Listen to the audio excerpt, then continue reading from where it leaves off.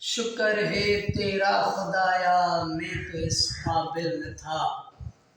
शुक्र है तेरा खुदाया, मैं तो इस काबिल न था। अल्लाह पाक जा लख एहसान शुक्र जो मां गुनाहगार के भी अल्लाह पाक हरमैन जो सफ़र नसीब फरमायो। साईं मौलाना अब्दुल करीम साहब के भी अल्लाह पाक हरमैन जो सफ़र नसीब फरमायो। अल्लाह ताला पांजी बारगाह इलाही में कबूल फरमाए। रब तुंहिंजो एहसान मिठड़ो मुल्क ॾेखारे छॾे। रब तुंहिंजो एहसान मिठड़ो मुल्क ॾेखारे छॾे। हुई मदीने जी लगल सिकारी अंदर ठारे छॾी। हुई मदीने जी लगल सिकारी अंदर ठारे छॾी।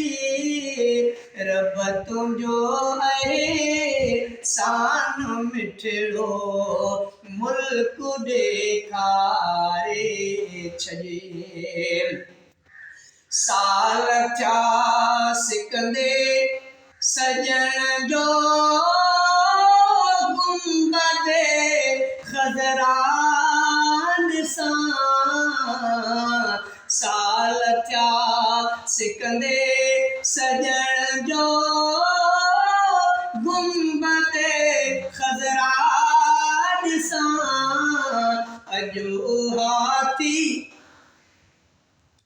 अजो हाथी आस पूरी इश्क ओजारे छॾे।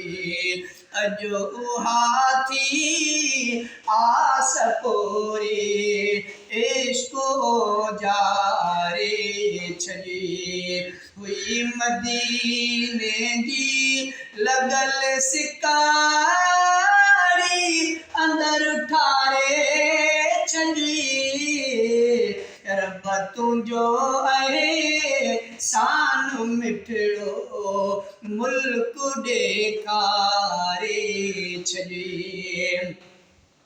को झड़े कमज़ोर ते रबा कुर्बती केॾो कयो।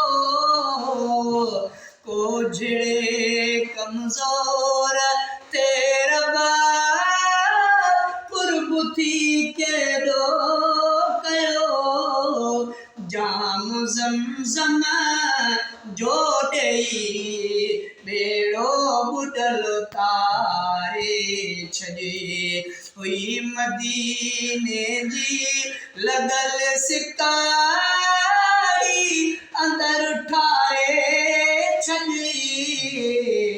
रब तुंहिंजो एहसान मिठड़ो मुल्क ॾेखारे छॾे। मूं अंधेरे में गुज़ारी हुई समूरी ज़िंदगी। मूं अंधेरे में गुज़ारी हुई समूरी ज़िंदगी। दिल जी वीरानी में ॼणो रब लाटका ॿारे छॾे। हुई मदीने जी लगल सिकारी अंदर ठारे छॾी। रब तुंहिंजो एहसान मिठड़ो मुल्क ॾेखारे छॾे।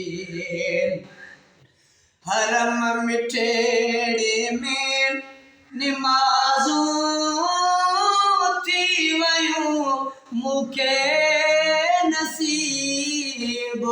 अला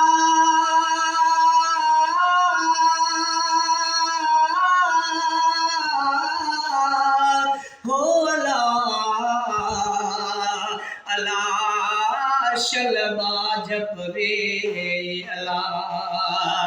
हरम मिठड़े बेड़े में निमाज़ूं थी वयूं मूंखे नसीब इनकलाबी जी इलाही वागई वारे छॾे हुई मदीने जी लॻल सिकारी अंदर ठारे छॾी रब तुंहिंजो आहे सान मिठड़ो मुल्क ॾेखारे छॾी।